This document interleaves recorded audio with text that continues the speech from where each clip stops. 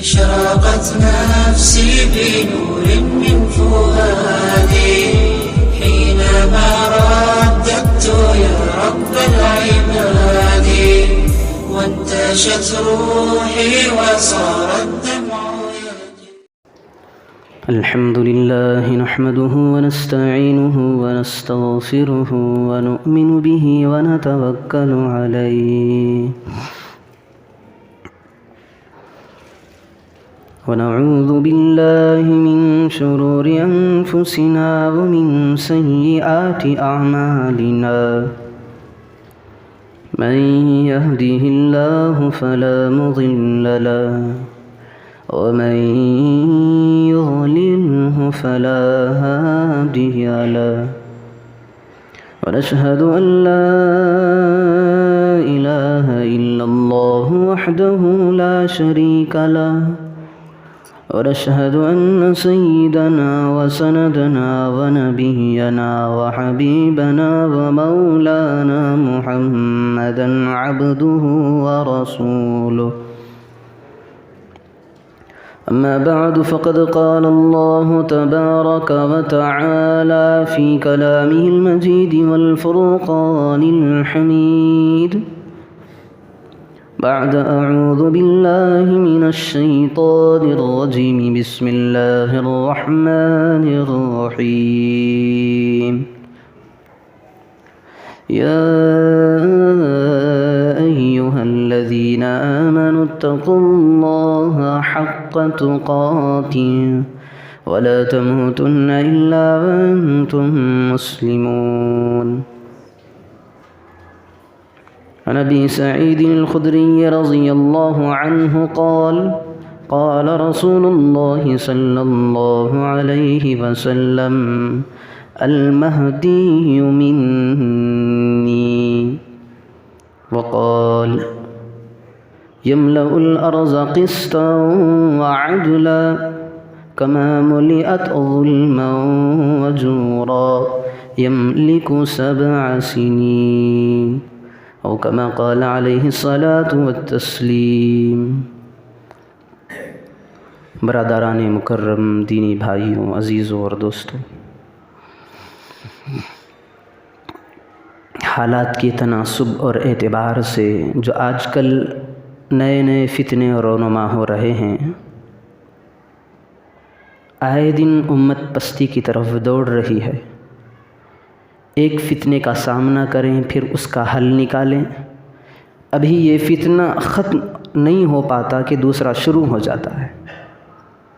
اب تو فتنے ایسے آ رہے ہیں، یہ کوئی چھوٹے اور معمولی فتنے نہیں ہیں جس طرح ہندو مسلمان کے جھگڑے وغیرہ ہوتے ہیں. یہ تو عقائدی فتنے ہوتے ہیں. اگر کسی سے جھگڑا ہو جائے چند دنوں کے اندر ختم ہو سکتا ہے، لیکن جھگڑے کے اندر ایمان پر حملہ ہو جائے، کفر ایمان کے اندر اپنی جگہ بنا لے، لوگوں کی ذہن سازی ہو جائے، اللہ اور اس کے رسول کی تعلیمات اس کے دل و دماغ سے نکال دیں، تو بہت بڑا فتنہ ہے. کیونکہ ایمان والے کا وجود ہی ایمان ہی سے ہوتا ہے. اگر ایمان والے کے اندر ایمان نہ رہے، صرف اگر وہ نام کا مسلمان ہے، تو اللہ کے یہاں اس کا کوئی اعتبار نہیں ہے. تو جو آج کل کے جو فتنہ چل رہا ہے، اس سے پہلے جمعے کے اندر بتایا گیا تھا کہ شکیلی فتنہ چل رہا ہے. ایک آدمی ہے جو مہدی ہونے کا بھی دعویٰ کر رہا ہے، کبھی حضرت عیسیٰ ہونے کا دعویٰ کر رہا ہے. تو یہ بہت بڑا فتنہ ہے اور یہ قرب قیامت کی عین دلیل ہے. جتنے بھی چھوٹے چھوٹے علامتیں ہیں، اللہ کے رسول صلی اللہ علیہ وسلم نے قیامت کے قریب جتنے واقعات ہوں گے، یعنی جن کو دیکھ کر آدمی سمجھ سکتا ہے کہ ہاں یہ علامت تو قیامت کے قریب آنے والی ہے، تو اللہ کے رسول صلی اللہ علیہ وسلم نے اس کو تقسیم کر دیا ہے. بعض علامتیں چھوٹی ہیں، بعض بڑی ہیں. جیسے کہ چھوٹی علامت اللہ کے رسول صلی اللہ علیہ وسلم نے اسی دور میں، آج سے 1400 سال پہلے کے دور میں ہی بتلا دیا تھا. کون سا دور تھا؟ صحابہ کا دور تھا. اس پاک دور کے اندر یہ بیان فرمایا تھا کہ نماز کا فتنہ شروع ہونے والا ہے. آج سے 1400 سال پہلے جہاں پر صحابہ اکرام کا مجمع تھا، صحابہ کا ہجوم تھا، اللہ کے رسول صلی اللہ علیہ وسلم کے زمانے میں کسی فاسق گنہگار حتیٰ کہ منافق کی بھی نماز چھوڑنے کی ہمت نہیں ہوتی تھی۔ ایک آدمی ہے، اللہ کے رسول کے پاس ملتا ہے تو جا کر اللہ کے رسول کی باتیں کرتا ہے کہ یا رسول اللہ، میں تو آپ کو بھی مانتا ہوں، آپ کے اللہ کو بھی مانتا ہوں، لیکن جب اللہ کے رسول کے دربار سے نکلتا ہے، جب وہ کافروں کے پاس جا کر ملتا ہے تو کافروں کے پاس کہتے ہیں کہ ہم ان کا ساتھ نہیں دیتے، ہم محمد کے ساتھ ناٹک کر رہے ہیں، نہ اللہ کو مانتے ہیں نہ محمد کو مانتے ہیں، ہم تو بتوں کو مانیں گے۔ اس بندے کو کہتے ہیں دو طرفہ، جب ادھر کا رہے گا تو ادھر والوں کے ساتھ رہے گا، لیکن جب کفار کے ساتھ آئے گا تو کفار والوں کا معاملہ کرے گا۔ لیکن اللہ کے رسول کا منافق جو ہوتا تھا اس زمانے کا، اس کا رجحان اور جو اس کی اصل کفار کی طرف تھی۔ جب رسول اللہ کے پاس جا کر ملتا تو ناٹک کرتا۔ قرآن کریم کے اندر سورہ بقرہ کی ابتدائی صفحے کے اندر اللہ تبارک و تعالیٰ نے بیان فرمایا ہے،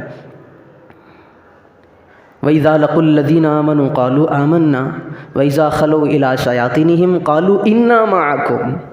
ہم ایمان والوں کے ساتھ نام کا ملن ملتے ہیں، ہمیں ایمان سے کوئی واسطہ نہیں ہے، اللہ کے رسول سے کوئی واسطہ نہیں ہے۔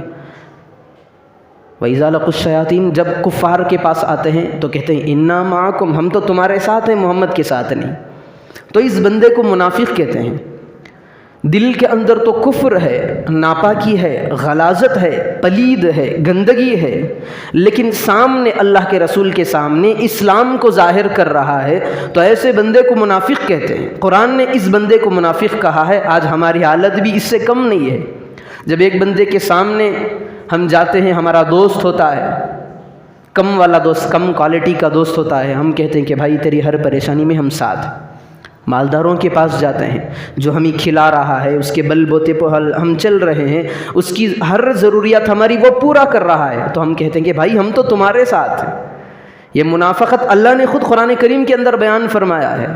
منافق کے دو چہرے ہوا کرتے ہیں، اصلی چہرہ تو وہ کفار کے ساتھ ہوتا ہے، گناہوں کے ساتھ اس کا اصلی چہرہ ہوتا ہے۔ تو اسی طرح اللہ کے رسول صلی اللہ علیہ وسلم کے دور میں بھی جو منافقین ہوا کرتے تھے، اللہ کے رسول کے سامنے تو کہتے کہ ہم تمہارے ساتھ ہیں، دوسرے کفاروں کے پاس جا کر کہتے کہ بھائی ہم تو تمہارے ہی ساتھ ہیں، انا معکم۔ پھر کفار پوچھتے کہ بھائی ان کے پاس کیوں جا رہے تھے؟ محمد کے پاس جانے کی ضرورت کیا تھی؟ قرآن کو ماننے کی ضرورت کیا تھی؟ تو قرآن ان کے الفاظ کو بیان کر رہا ہے، انا مستہزئون، ہم تو بس ان کے ساتھ ٹھٹا اور مذاق کرنے کے لیے جا رہے ہیں، ہم تو کفار رہی پر قائم رہیں گے، کفر پر قائم رہیں گے۔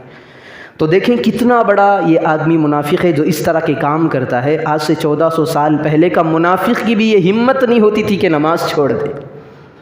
دل کے اندر کفر ہے، بتوں کو مانتا ہے، اٹھتا ہے تو صبح میں پوجا کرتا ہے، شام میں سوتا ہے تو بتوں سے مدد مانگتا ہے، لیکن اس کی بھی یہ ہمت نہیں ہوتی تھی کہ نماز کو چھوڑ دے۔ اس کے دل کے اندر اللہ تبارک و تعالیٰ خوف کو پیدا کر دیتا، کتنا بھی بڑا منافق ہے لیکن دل کے اندر تھر تھر کانپ اٹھتا، میں منافق ہی صحیح لیکن نماز کو چھوڑنے کی اس کے اندر بھی ہمت نہ ہوتی۔ تو اللہ تبارک و تعالیٰ نے ایسے منافق تھے اس دور کے اندر، اللہ کے رسول صلی اللہ علیہ وسلم نے بیان فرمایا کہ قیامت کی 72 نشانیاں ہیں، چھوٹی ہیں بڑی ہیں۔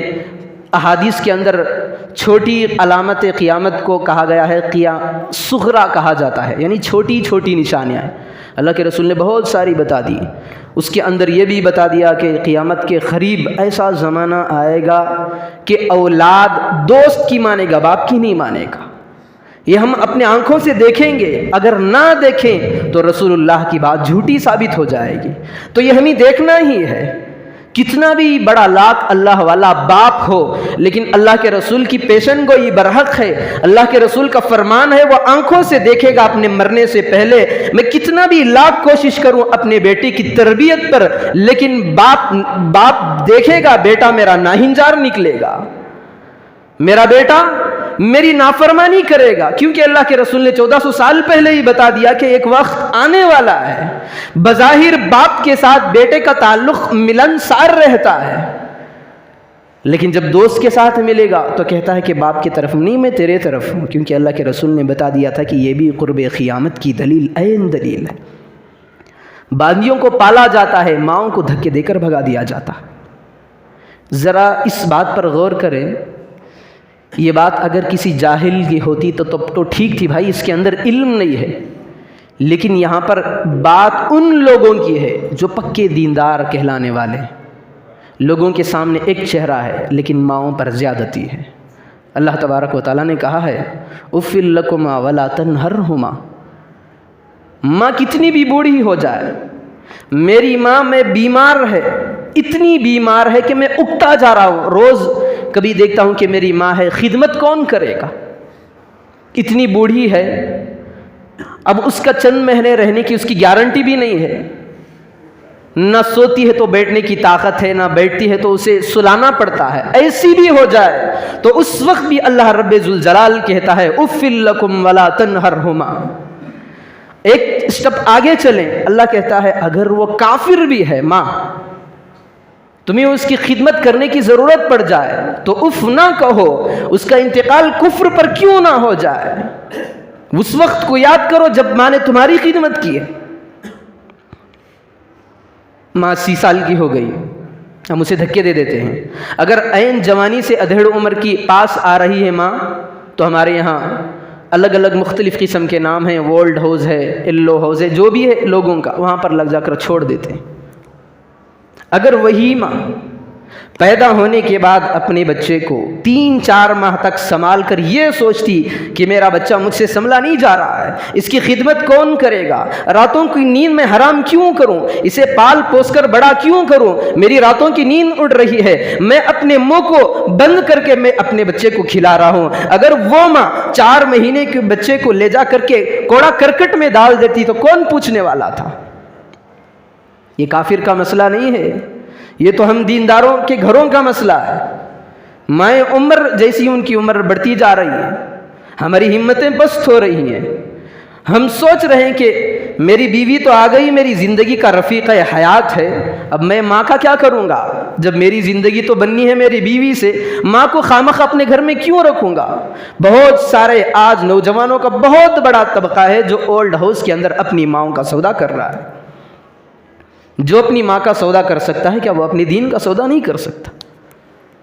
تو اللہ کے رسول صلی اللہ علیہ وسلم نے آج سے 1400 سال پہلے اس پاک ماحول کے اندر جہاں صحابہ یہ بھی سمجھنے لگے کہ یا رسول اللہ قیامت کے قریب ایسا بھی ماحول آئے گا کہ ایک ماں کو اس کا اکلوتا بیٹا ایسا رویہ کرے گا جو آپ بتلا رہے ہیں، صحابہ کو حیرانگی ہے کہ انہوں نے غلاظت والا گندا ماحول نہیں دیکھا ہے۔ صحابہ ہر وقت اس کی طاق میں رہا کرتے تھے، آمنا سلمنا۔ اللہ کے رسول صلی اللہ علیہ وسلم کوئی قرآن کی آیت صحابہ کے سامنے رکھتے، کوئی حدیث بیان کرتے تو صحابہ کا جملہ قرآن کے اندر نوٹ کیا ہے، آمنا یا رسول اللہ، ہم نے مان لیا ہے، اقررنا اشہدنا، اے اللہ کے رسول ہم آپ کو چھوڑ کر کوئی دوسرا کام نہیں کریں گے، آپ بتائیں تو ہم وہ کام کرنے کے لیے تیار ہیں۔ اللہ کے رسول صلی اللہ علیہ وسلم نے ایک مرتبہ جنگ کا موقع تھا تو اللہ کے رسول صلی اللہ علیہ وسلم نے فرمایا کہ بھائی ساتھی بتاؤ کون میری بات ماننے کے لیے تیار ہے، اب بہت بڑا دور کا سفر ہے، مجاہدہ کرنا پڑے گا، اپنی جانوں کو لکھوانا پڑے گا۔ جو ہمارے یہاں تشکیلیں ہوتی ہیں اللہ کے راستے میں نکلیں، یہ صرف مال کی تشکیل ہے، بھائی مال لگا لیں، وقت نکالیں، بس وہاں پر تو اللہ کے رسول صلی اللہ علیہ وسلم کے زمانے میں اس طرح کی تبلیغ نہیں تھی، وہاں پر جو تبلیغ تھی وہ جانوں کی قربانی سے بنتی تھی۔ یہاں پر تو اللہ نے ہمارے اوپر آسان کر دیا ہے معاملے کو، صرف وقت نکالیں، اپنا پیسہ نکالیں۔ وہاں پر جو تبلیغ تھی وہ گردنوں کو کٹانے کی تھی۔ اللہ کے رسول صلی اللہ علیہ وسلم نے ایک مجمع کے اندر پوچھ لیا کہ بتاؤ میرے صحابہ کون میری خاطر اگر ضرورت پڑ جائے تو خون کو بہانے کے لیے کون تیار ہے، اگر وہ گردن کٹانے کی نوبت آ جائے کون تیار ہے۔ صحابی بھی ایسے تھے، صحابہ کا آپ کو حال میں کیسے بتاؤں کہ وہ صحابہ کتنے پیارے تھے۔ روم کا بادشاہ آیا، دیکھا کہ محمد کی شہرت اتنی ہو چکی ہے کہ ہر جگہ پہ چرچا محمد کا ہو رہا ہے، محمد کے ساتھ رسول اللہ کا لقب بھی دیا جا رہا ہے، اس کے ماننے والے محمد کی اتنی تعظیم کرتے ہیں، اتنی تعظیم کرتے ہیں، میں جا کر کے ایک مرتبہ دیکھ کر رہا ہوں۔ جو روم کا بادشاہ تھا اس نے اپنے ایک چیلے چپاٹے کو بھیجا کہ جاؤ محمد کون سی ہستی ہے دیکھ کر کیا آنا۔ ابو درباری آیا، آپ جانتے ہیں کہ بادشاہوں کے پاس جو رائٹ ہینڈ ہوتا ہے اس کا درجہ کتنا بڑا ہوتا ہے. یعنی بادشاہ جب بھی ہر معاملے میں مشورہ کرتا ہے دربار سے پہلے سب سے پہلے اس والے سے مشورہ کر لیتا ہے کہ بھائی تیری کیا رائے ہے. اگر تو ہاں کر لے، اگر تو ایکسیپٹ کر لے تو میں اوروں تک پیغام کو پہنچا دوں، اور درباریوں سے بعد میں مشورہ کروں گا، پہلے تجھ سے کر لوں گا. تو اس بادشاہ نے اپنے جو رائٹ ہینڈ تھا، اپنا اخص خاص آدمی تھا، اس کو بھیجا کہ جا مدینے کے اندر دیکھ کر کے آنا محمد کون سی ہستی. تو اب وہ آیا ڈھونڈتا تلاش کرتا ہوا، میرے اور آپ کے آقا جناب محمد رسول اللہ صلی اللہ علیہ وسلم کے پاس آیا. آ کر کے دیکھا صحابہ کا مجمع ہے، بیچ میں اللہ کے رسول صلی اللہ علیہ وسلم بیٹھے ہیں، لیکن آنے کے بعد اسے پہچاننا مشکل ہے کہ کون اس میں امیر ہے، کون کام کرنے والے ہیں. اللہ کے رسول کی سادگی بھی ایسی تھی، باہر سے آنے والا پہچان نہیں سکتا تھا کہ کون محمد ہے، کون محمد کا ساتھی ہے. آخر اس نے پہچان لیا کہ ہاں یہ محمد ہے. اس نے دیکھا کہ اللہ کے رسول صلی اللہ علیہ وسلم کی کسی بات میں صحابہ تعظیم کرتے اٹھ کر کھڑے ہو گئے. اللہ کے رسول صلی اللہ علیہ وسلم کو وضو کرنے کی ضرورت پڑ گئی. بس یہ منظر وہ بادشاہ کا جو درباری ہے رائٹ ہینڈ، وہ دیکھ رہا ہے کہ محمد کون سی ہستی ہے. اب دیکھتا کیا ہے، جیسے اللہ کے رسول صلی اللہ علیہ وسلم کو وضو کا پانی دیا جا رہا ہے، سب سے پہلا جو کام ہے وضو کے اندر بندے کو کلی کرنے کی شریعت کہتی ہے. اللہ کے رسول صلی اللہ علیہ وسلم نے پانی کو اٹھا کر کے پانی کو لیا، کلی کرنے کے لیے وضو فرما رہے تھے. جیسے ہی کلی کرنے کی نوبت آئی، اپنے منہ کا پانی اللہ کے رسول صلی اللہ علیہ وسلم کو پھینکنے کی نوبت آئی، صحابہ نے آ کر کے پکڑ لیا. یہ تو برکت کا پانی ہے. یہ تو دور کی بات ہے، اگر اللہ کے رسول صلی اللہ علیہ وسلم کو کتابوں میں یہاں تک لکھا ہے کہ صحابہ اللہ کے رسول کے کتنے بڑے عاشق تھے، اگر اللہ کے رسول کو پانی کی ضرورت نہیں، اگر تھوکنے کی بھی ضرورت پڑ جاتی تو صحابہ اپنے ہاتھوں سے اس کو پکڑ لیتے، اپنے منہ پر مل لیتے کہ جس ذات کو اس کے صدقے میں اللہ نے اس کائنات کو سجایا ہے، میرا وجود تو اس آقا کے صدقے میں ہوا ہے، اگر اس کا تھوک میرے جسم پر لگ جائے تو مجھ پر جہنم کی آگ حرام. تو وہ درباری دیکھ رہا ہے، اللہ کے رسول صلی اللہ علیہ وسلم وضو فرما رہے. جب کلی کرنے کی نوبت آئی تو اللہ کے رسول صلی اللہ علیہ وسلم نے اپنے پانی کو نیچے ڈالنا چاہا. صحابہ نے آ کر کے اپنے ہاتھوں کے اندر ہاتھوں کو پھیلا ہوئے پکڑ کر کے اپنے چہرے پر ملنے لگے. یہ آدمی سوچنے میں پڑ گیا، خدا کی قسم میں کسی بادشاہ کو ایسا نہیں دیکھا. میں نے ملکوں کا سفر کیا ہے، دنیا کی سیر و تفریح کی ہے، میرا بادشاہ ہے دنیا کے اندر سب سے بڑا روم کا بادشاہ مانا جاتا تھا، میں تو سب سے بڑے بادشاہ کا رائٹ ہینڈ ہوں. میں نے کسی بادشاہ کو اس کے درباریوں کا معاملہ محمد اور صحابہ کے جیسا نہیں دیکھا ہے. یہ واپس گیا، جانے کے بعد اپنے بادشاہ سے کہا کہ اے بادشاہ سلامت، میں ایسے لوگوں سے آ رہا ہوں، ایسے لوگوں کی تعظیم کو میں نے دیکھ کر آیا ہے کہ خدا کی قسم آج تک کسی بادشاہ کی دنیا کی اتنی تعظیم نہیں کی گئی جس طرح کی تعظیم محمد کے ماننے والے محمد کے ساتھ کر رہے ہیں. تو صحابہ کون سی کتنی بڑی ہستیاں تھیں، کیسے عاشق رسول تھے. تو اس دور کے اندر اللہ کے رسول صلی اللہ علیہ وسلم نے یہ باتیں بیان فرما رہے ہیں کہ ایک قیامت کے قریب زمانہ آنے والا ہے جو اولاد اپنے باپ کو دھکے دے کر باہر نکال کر پھینک دے گا. بیٹا نوجوان، کیونکہ باپ کو اس کی ضرورت نہیں ہے، بیوی آ گئی ہے. پھر ایک وقت وہ بھی آئے گا کہ باندیوں کو محبوب بنائے گا، بیویوں کی مانے گا، ماں کو دھکے دے کر بھگائے گا. تو وہ دور اتنا پاک دور، صحابہ کو بھی حیرانگی ہوگی، یا رسول اللہ یہ بھی وقت آنے والا ہے. چونکہ صحابہ کی نافرمانی کی عادت نہیں ہے. تو میں بتا رہا تھا کہ اللہ کے رسول صلی اللہ علیہ وسلم نے ایک مرتبہ فرمایا کہ بھائی بتاؤ کون میری خاطر جان کی بازی لگانے کے لیے تیار ہے. حضرت اسود مقداد بن اسود رضی اللہ عنہ اٹھ کر کہے گئے یا رسول اللہ میرا نام لکھ لیں. پھر اللہ کے رسول نے اور نام لیے. صحابہ نے بلند آواز سے کلمے کو کہا، یا رسول اللہ ہم تو موسیٰ کے ماننے والے نہیں ہیں، ہم تو آپ کو ماننے والے ہیں.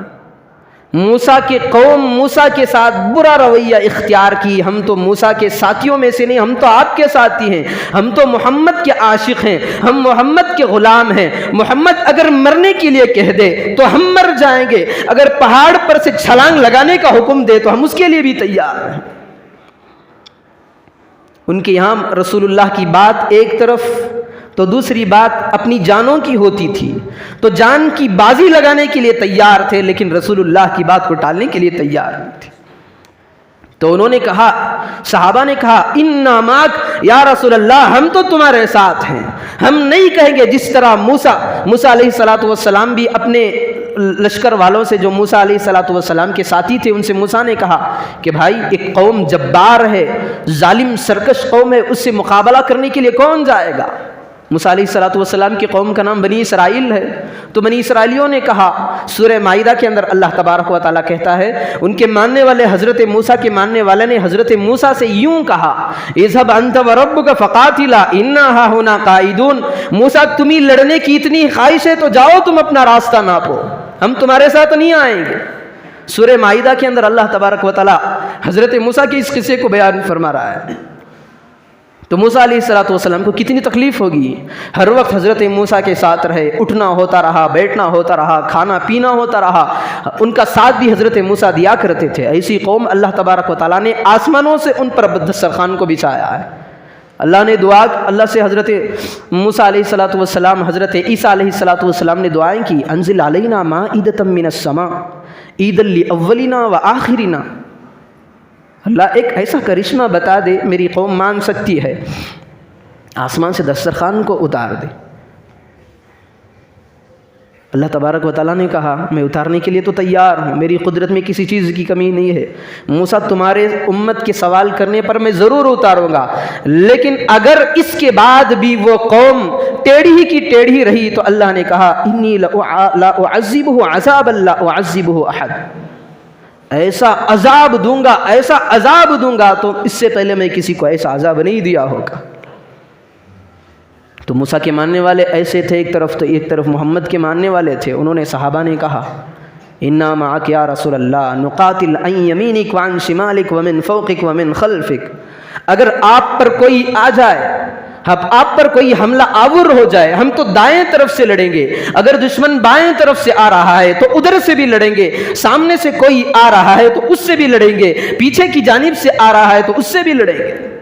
صحابہ کی قربانیاں ہیں، صحابہ نے اپنے رسول کا دفاع کس طرح کیا ہے۔ اللہ کے رسول صلی اللہ علیہ وسلم پر ایک مرتبہ تیروں کی بوچھاریں ہو رہی تھی، دشمن تیر اس طرح سے برسا رہا تھا کہ سنبھلنے کی نوبت نہیں۔ اللہ کے رسول کے اگر صحابہ آڑ میں نہ آتے تو نشانہ اللہ کے رسول کو لگتا۔ حضرت طلحہ رضی اللہ عنہ آ کر کے اللہ کے رسول کے سینے کے سامنے کھڑے ہو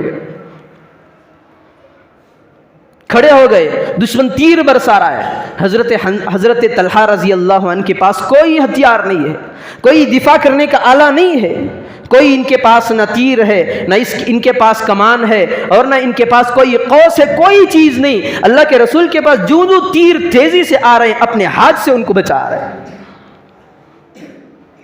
لے کر آ کر اپنی ذات کو کھڑا دیا، یا رسول اللہ آپ محفوظ رہیں، آپ بچ جائیں، آپ کی خاطر میرا سینہ چھلنی ہو جائے تو کوئی بات نہیں، جب تک تیر مجھ پر پڑتے رہیں گے آپ کی ذات محفوظ ہوتی رہے گی۔ تو اسے پاک دور کے اندر اللہ کے رسول صلی اللہ علیہ وسلم نے یہ باتیں بیان فرمائی کہ اب قیامت کے قریب بہت ساری چیزیں آئیں گی، لیکن آتے آتے اللہ کے رسول صلی اللہ علیہ وسلم نے گنوا دیے کہ جھوٹ کی کثرت ہوگی، زنا عام ہو جائے گا، ہر دیندار قسم کا طبقہ رشوت خور بن جائے گا۔ بہت آج دنیا کے اندر 80% سے زیادہ جو معاملہ لوگوں کا چل رہا ہے، کاروبار چل رہا ہے، رشوت کا چل رہا ہے۔ چونکہ قرب قیامت کی یہ بھی ایک علامت ہے جو اللہ کے رسول صلی اللہ علیہ وسلم نے بیان فرمائی تھی کہ رشوت تجارت لین دین میں عام ہو جائے گا، بات بات پر رشوت۔ ایک بینک کی بات چھوڑ دیں، کافروں کی بات چھوڑ دیں، آج کا مسلمان اگر اپنے دوست سے قرض لینے چاہتا ہے، بھائی میری ضرورت ہے، مجھے ضرورت پوری کرنی ہے، میرے پاس اتنی رقم نہیں ہے، تو فلاں مدت کے لیے مجھے اتنی رقم دے دے، تو کیا آدمی ایسے ہی دے دے گا؟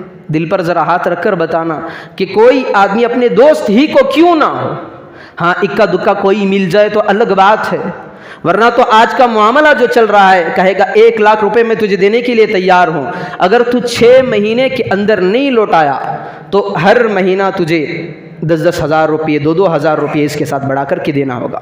اب یہ عمر بھر اس کا جو دوست ہے ساری زندگی 1000 روپئے مہینہ دیتا رہے گا، لیکن اس کا اصل 1 لاکھ روپئے جو دیا تھا وہ ابھی باقی رہے گا، سود میں اس کی زندگی گزر جائے گی۔ رشوت خوری، اسی رشوت خوری کو اللہ کے رسول صلی اللہ علیہ وسلم نے بیان فرمایا ہے کہ یہ بھی قرب قیامت کی علامات ہے۔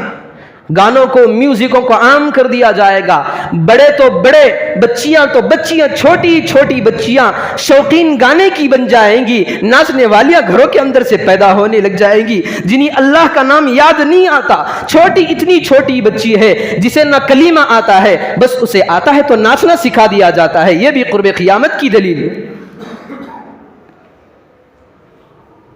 چھوٹے چھوٹے بچوں کو بھی ہم نے دیکھا ہے، مجھے زیادہ تجربہ بھی ہوا اس بارے کے اندر، میں بچوں سے پوچھتا بھی ہوں، ہم پڑھانے کی کوشش کرتے ہیں لیکن ماں باپ ہر دن بچوں کے جو اسٹیٹس رکھتے ہیں، یہ چھوٹی بچیاں ہیں، اگر بڑا کوئی آدمی ہوتا تو اسے سمجھ اللہ نے دی ہے تو اس کا وبال اسی پر ہوگا، یہ بچیوں کا کیا قصور ہے، چھوٹی چھوٹی بچیوں کا۔ معاذ اللہ اتنا بھی ہم نے دیکھا ہے بچوں کے اسٹیٹس کے اندر کہ جو گنیشا کی تصویر ہے اسکول کے اندر بچوں کو گنیشا بنا دیا جاتا ہے، مائیں خوش ہو کر اس پروگرام کی ویڈیو اپنے اسٹیٹس میں رکھتے ہیں کہ یہ دنیا والوں کو بتاتے ہیں دیکھیں ہمارے گھر کے اندر کفر بچیوں سے شروع ہو چکا۔ اور والدین کو خوشی بھی اس بات پر ہوتی ہے کہ میری بچی ایکٹنگ کر رہی ہے بھیڑوں کے طریقے پر،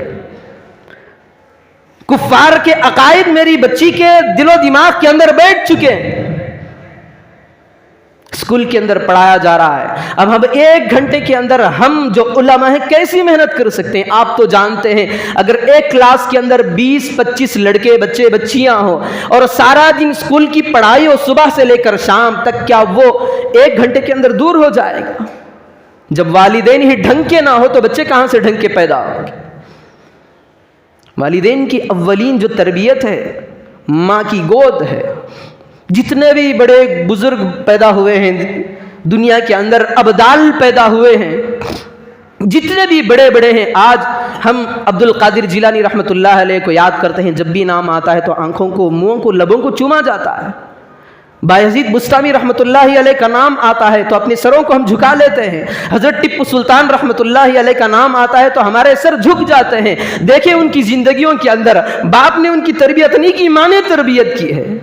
ویسی ماں اس زمانے کے اندر تھی، بچے کو دودھ پلاتی تو باوضو ہوتی، قرآن شریف پڑھ کر کے جب حاملہ ہوتی تو قرآن شریف کی ایسی تلاوت کرتی کہ قرآن کے نقوش پیٹ کے اندر بچے کے دماغ پر اس کے اثر پڑنے لگتے۔ تو جب بچہ پیدا ہوتا تو صالح ہوتا، متقی ہوتا، دیندار ہوتا، اچھے گھرانے سے اس کا تعلق ہوتا، ابھی یہ بلوغت کے قریب نہیں جاتا، مسجد کے اندر ایسے بچے نمازوں کے لیے بھر کر کے بھرمار ہو جاتے۔ وہاں پر وہ فیشن تھا کہ میرے بچے ولی صفت بن جائے، میرا بچہ چیر کو پھاڑنے والا بن جائے، میرا بچہ ایسا ہو جائے، سامنے سے اگر کفار کا جھنڈ آ جائے صرف میرے بچے کو دیکھ کر، اس کے اسلام کے ڈھانچے کو دیکھ کر، اس کے سنت والے لباس کو لے کر، اس کے سنت والے جسم کو دیکھ کر دور ہی سے کفار کا قافلہ بھاگ کر نکل کھڑے۔ ایسی ماؤں کی تربیت ہوتی۔ 2 چیزیں ماؤں کے کردار میں بہت اہم ہوتی۔ بچے کو بنانے کے لیے ماں کا کردار 2 طرفہ ہونا بہت ہی زیادہ اہم ہے۔ ایک تو ماں کا نماز کی پابندی کرنا اشد ضروری ہے، دوسرا قرآن کی تلاوت کرنا بچے کے اندر دینداری کو منتقل کرتا ہے۔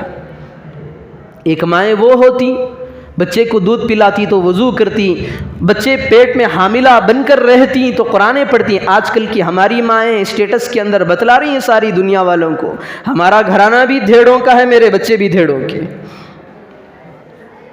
لیکن دیکھیں اتنی خوشی سے اپنے بچوں کے جو ویڈیوز لگا رہے ہیں، آج تک عمریں ان کی بیت رہی ہیں، اللہ نے انہیں تھوڑی سی سمجھ نہیں دیا کہ یہ میرے بچے ہیں۔ ایک اسکول کا معاملہ ہے، میں وہیں پر رکھ دوں گی، بچوں کو توبہ کراؤں گی، بچوں کو ڈراؤں گی، جو تم جا رہی ہو اللہ اور اس کے رسول کی تعلیمات دے رہی، یہ چسکا ہی ختم ہو گیا۔ ایک عمر ہوگی، بچے آج 3 4 سال 5 سال کے ہوں گے، ماں ان کے تماشوں کو دیکھ کر خوش ہوتی رہے گی، باپ کا دل پھوٹتا رہے گا کہ میرا بچہ غیروں کے طریقے پہ آج بڑا کام کر لیا ہے، آج اسکول گیا تھا، ہنومان کی شکل اسے بنا دیا گیا ہے۔ مسلم بچے کو آج یہ بھی سازش ہے ہندوؤں کی۔ آج دیکھیں، آج کل دیکھنے میں یہ زیادہ مل رہا ہے اسکولوں کے اندر جو ہنومان کا جو گٹ اپ ہوتا ہے، اسٹائل ہوتا ہے، وہ مسلم بچوں کو دیا جا رہا ہے۔ ہندوؤں کے بچے بھی ہیں لیکن انہوں نے سازش بنا لی ہے، یہ مسلمان کے بچوں کے اندر دیں گے، دھیرے دھیرے ہنومان کی شکلیں، یہ بتوں کی شکلیں، یہ گنیش کی شکلیں ان کے اندر اثر کرتی جائیں، بچہ بلوغت سے پہلے ہی اپنے ایمان سے ہاتھ دھو بیٹھے۔ ایک طرف اسکولوں کا رویہ تو دوسری طرف ماں بھی بیزار ہے، دین سے بیزار ہے، نماز سے، اسلام سے بیزار ہے، وہ بھی خوش ہے، ہاں میرا بیٹا اسکول کے اندر جا کر کے بچہ بہت کارنامے انجام دے رہا ہے، اس کو دنیا والوں کے سامنے شیئر بھی کر رہی ہے۔ مزید دیکھ لیں، ساری دنیا والے جتنے میرے کانٹیکٹ کے اندر ہیں سارے دیکھیں میرا بچہ کون سی شکل اختیار کر لیا ہے، ہنومان کی، گنیش کی، بتوں کی شکل اختیار کر لی۔ میں ہماری ایک جو اس طرح کی دیکھنے میں مجھے زیادہ ملتا ہے، تو ایک بچی تھی، میں مذاق میں کہا بچی سے، یہ تم نے کیوں بنایا تھا اس طرح؟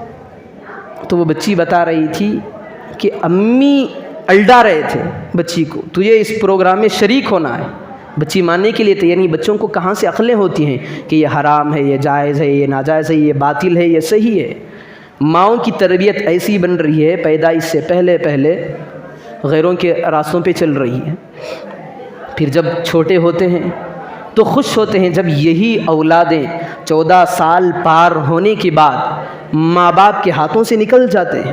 ماں باپ کے ہاتھوں سے کیا، ایمان اور اسلام ہی سے ہاتھ دھو بیٹھتے ہیں۔ اب ماں چلاتی ہے، باپ چلاتا ہے، جتنے بھی علماء ہیں ساروں کے پاس جاتا ہے، کوئی پڑھ کر کے دم کر دے میرے بیٹے پر، یہ تو اسلام سے ہاتھ دھو بیٹھا ہے، تب تک کے لیے وقت نکل چکا ہوتا ہے۔ ٹیپو سلطان رحمۃ اللہ علیہ کے بارے میں کتابوں کے اندر بھی یہ ملتا ہے، جب انہوں نے شیر کو چیر کر کے پھاڑ کر کے گھر آئے تھے تو ان کے باپ حیدر کو تھوڑی سی حیرت ہوئی، بھئی یہ میرا بیٹا کون سا غضب کام کر کے آیا ہے، جبکہ اگر 1 میل دور شیر کو بھی دیکھ لے تو سارے، اگر خبروں کے اندر بھی جگہ ہوتی وہاں پر بھی جا کر ہم چھپ جائیں گے، اتنا خوف ہے ہمیں شیروں سے کہ بھائی اللہ نے اسے جنگلی جانور کا بادشاہ بنایا ہے، اگر وہ دیکھ لے گا تو ہمارا پیچھا نہیں چھوڑے گا۔ تو حضرت حیدر کو بھی تھوڑی سی حیرت ہوئی کہ میرا بیٹا انسان ہے، اسے ڈر تو نہیں ہوا، شیر کے سامنے جا کر کے ہاتھ میں اپنے ہاتھوں سے اس کا گلا گھونٹ کر کے اسے چیر پھاڑ کر کے آیا ہے۔ ماں کے سامنے آئے، آ کر کے کہنے لگے آج تمہارے بیٹے نے غضب کا کارنامہ انجام دے دیا۔ ماں نے کہا یہ کون سی تعجب کی بات ہے، ماں کے اندر دیکھیں، پوچھنا تو ماں کو یہ تھا کہ آج میرے بیٹے نے کام کر دیا ہے، باپ کہہ رہا ہے، ماں کہہ رہی ہے کہ یہ کون سا کارنامہ ہے۔ میں جب بھی اپنے بچے کو دودھ پلاتی تو وضو کے ساتھ پلاتی، اللہ سے یہ دعا کرتی، یا اللہ اس کے مقابل جو بھی آ جائے، اس کے مقابل جو بھی آ جائے، دین کے مخالف جو آئے، حق کے سامنے جو بھی باطل آ جائے، وہ شیر ہی کیوں نہ ہو، وہ پہاڑ ہی کیوں نہ ہو، اے اللہ اس کے سامنے ٹکنے نہ دینا۔ آج ایک بات میں آپ لوگوں تک پہنچانا چاہتا ہوں، آج کل جو والدین اپنے بیٹوں سے تنگ آ جاتے ہیں، جو چھوٹے معصوم بچے، وہ عمر ہی کیا ہے جو بچوں کی اگر وہ شریر نہ ہو تو کیا باپ شرارت کرتا ہے۔ ہم تو مدارس کے اندر آپ آ کر کے دیکھیں، جو ہمارے مکاتب چلتے ہیں، سارے بچوں کو ہمیں مینٹین کرنا پڑتا ہے، ان کی پڑھائی بھی ہوتی ہے، ہنسی مذاق بھی بچوں کے ساتھ ہوتی ہے، کبھی ان کو ڈرانا بھی دھمکایا بھی جاتا ہے، کبھی کھیلنے کا بھی موقع دیا جاتا ہے، کیونکہ اگر بچے کو ایک طرف سے ڈرایا جائے تو پڑھنے کے لیے تیار نہیں ہوگا، اور اگر اسے کھیلنے سے بھی ڈرایا جائے تو وہ کون سی عمر ہے جو نہ کھیلے۔ ہم تو دیکھتے ہیں 7-8 سال تک بچے باہر غیروں کے طریقے پہ ناچتے رہتے ہیں، مکتب کے بچے چھوٹے 4-5 سال اگر وہ نہ کھلے تو اور کون کھیلے گا۔ گھروں کے اندر بھی ایسے حالات آتے ہیں، چھوٹے بچے اگر کھیلے تو تیرا ناس ہو جائے، تیرا ستیہ ناس ہو جائے، تیرے ہاتھ پیر ٹوٹ جائے۔ ماں باپ کی، بچوں کی یہ باتیں ہوتی ہیں، جو تربیت گاہ ہے وہی ماں اپنے بچے کو بول رہی ہے تو بیٹا کہاں سے سیدھا ہوگا۔ آج یہی ہے، تو باہر جا رہا ہے، تیرے ہاتھ پیر ٹوٹ جائے، تیرے ایکسیڈنٹ ہو جائے۔ عربی کے اندر امام سدیس رحمۃ اللہ علیہ جو کعبے کے امام ہے، انہوں نے لکھا ہے، ان کی کلپس بھی ہیں عربی کے اندر، انہوں نے کہا ہے کہ ایک مرتبہ کا واقعہ تھا، میری امی سے ملنے کے لیے چند لوگ آئے ہوئے تھے، میری امی جان سے ملاقات کرنے کے لیے چند عورتیں آئی ہوئی تھیں، تو امی جان نے چائے وغیرہ جو بھی ان کا اکرام کرنا تھا اس کو پکایا۔ اب میں چھوٹا تھا، میرے اندر شرارت کی قسم تھی، وہ بھی آپ سمجھ لیں کہ وہ کتنے چھوٹے تھے، ان کے چھوٹے بچپن کی کہانی ہے۔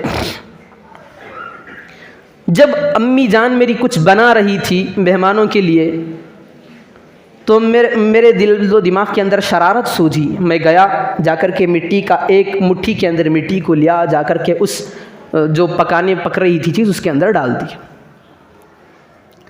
جب ماں نے اس کو دینے کی باری آئی، مہمان تو آئے تھے، اب اس کو نکالنا تھا، اسٹوو پر سے، چولہے پر سے نکالنا تھا، نکال کر دیکھا تو ساری مٹی ہے۔ اتنی دیر انتظار کرانے کے بعد جب اکرام کی باری آتی ہے، دسترخوان کی باری آتی ہے، تو اب کیا کھلائیں؟ مٹی کھلائیں۔ آئے تھے آئے ہوئے مہمانوں کے کیا خاک کھلائی جائے گی؟ اندر خاک ڈالا ہوا ہے۔ تو ماں نے سمجھ لیا کہ یہ میرے بیٹے کا کرشمہ ہے، یہ میرے بیٹے کا کرشمہ ہے۔ ماں نے فوراً دعا کی، بددعا کی۔ بددعا جس طرح ہم لوگ آج کرتے ہیں اس طرح کی وہ بددعا نہیں، بددعا میں بھی عجیب انداز تھا ماں کی دعا کا۔ بظاہر بددعا ہے لیکن دعائیں کتنی پیاری دے رہی ہے۔ تو ماں نے کہا یہ میرے بیٹے کا کرشمہ ہے، یا اللہ تو اسے ہدایت دے، یا اللہ تو اسے ہدایت دے، اور جو سارا مرکز ہے کعبہ اس کا امام بنا دے۔ امام سدیس جو ابھی باحیات ہیں وہ کہتے ہیں کہ جب اللہ تبارک و تعالیٰ نے مجھے اس خدمت کے لیے قبول فرما لیا تو میں نے سمجھ گیا کہ اسی دن کی یہ بد دعا تھی جو میری ماں نے آج، میری ماں کی جو بد دعا تھی جو مجھے آج کام میں لا رہی ہے۔ بچوں کی تربیت ہو تو والدین اس طرح کی تربیت کریں۔ بھئی بچوں کی عمر ہی کیا ہے، وہ شرارت نہ کریں تو اور کون کرے گا؟ تو باپ کرے گا شرارت بچوں کی عمر کے اندر۔ جو باپ بھی ہے وہ بھی تو اسی شرارت کی پوزیشن سے گزرا ہے۔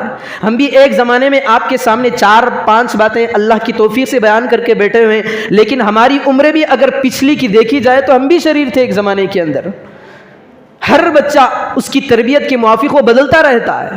ایک وقت آتا ہے کہ اگر بچے کی تربیت صحیح ہو تو ولی بن جاتا ہے، متقی بن جاتا ہے، صالح بن جاتا ہے، ہزاروں کے مجمع کے اندر اللہ اور اس کے رسول کی بات کو عام کرنے کے لیے تیار ہو جاتا ہے۔